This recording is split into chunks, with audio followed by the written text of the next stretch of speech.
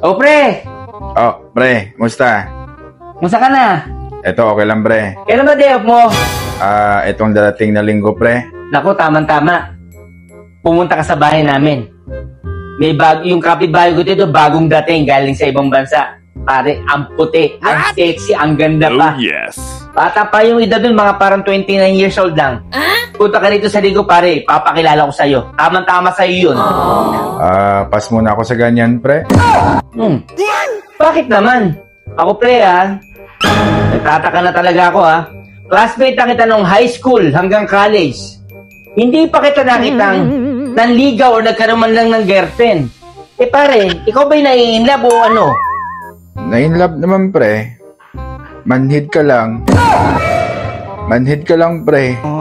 Hindi mo ako nararamdaman. Pre, manhid ka lang talaga.